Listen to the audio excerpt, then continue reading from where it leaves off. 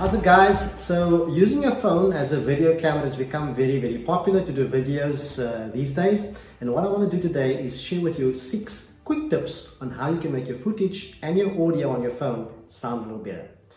Tip number 1 is, if you are going to be doing a video that's going to be part of a bigger edit, always try and shoot in landscape, which is what we're doing now.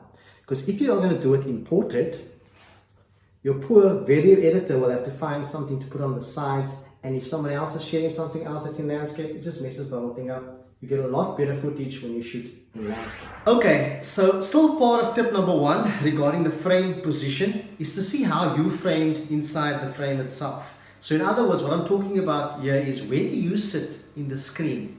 Now, a common mistake is leaving too much headroom, where there's so much space above and you start looking like a midget at the bottom. Now, I'm exaggerating at this point, but have a look at the headroom as well. Try and frame the head just above the top of the frame and leave as little headroom as possible. And then hand in hand with that is the other side, is in terms of the extreme movement to the side, where I fall a small part of the actual frame, which also doesn't work. Now, I'm not going to get into the details of the rule of thirds, but ideally you'd want to keep either on this third or on that third of the frame. But doing it in the center for this particular video works as well. So just be careful where you are in terms of the frame of the video. And that's tip number 1. Tip number 2 is to consider your lighting. If you're shooting during the day, always try to face the light so this light shines on your face. If you're shooting at night, like I'm doing right now, I want to advise that you face the light. Let me show you what I mean.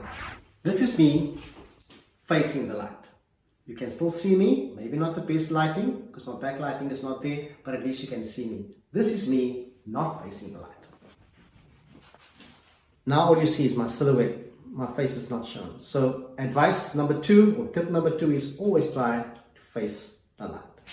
Tip number 3 and 4, also in terms of the visuals. The third tip is consider your background. What you want to try and do is try and keep your background as plain as possible. Mine's probably not the best background. If you can get something more plain than this, that's great. But try to stay away from distracting backgrounds. I'm going to take you to the front of my fridge to show you what a distracting background can look like. If I were to talk to you from this viewpoint, the focus is not going to be on me. You're going to be reading all the things behind me. Bookshelves look pretty in the background, but they can be very distracting. So try and keep your background as plain and as simple and as less distracting as possible. The fourth tip around visuals is to consider the way that it's shot. So shaky videos, not good. If you don't have a tripod to put your phone on, or you don't have one of these selfie sticks, my advice is for you to, if you're lucky like I am, to get someone to hold the camera for you. That's always first prize. Or second prize is set the camera or the phone up in such a way that it's stable on the counter. Make sure obviously you've got some stability to hold the phone up, but try and keep your video footage as stable as possible. There's nothing worse than shaky footage.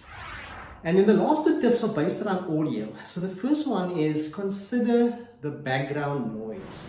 If you're close to traffic, for example, and you know that the traffic's quite loud, try and move away from the traffic, find a quieter spot. And then the 6th and final tip that I got for you guys is also around audio, and that is to try and record with a fair distance between yourself and the phone. I'll give you an example.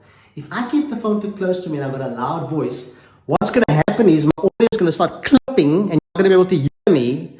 Or if you've got a soft voice and you stand very far away from the camera, I'm going to speak so soft you're not going to hear what I'm saying. So guys, I hope those 6 tips help, and I hope you got something out of it. Good luck with your video footage.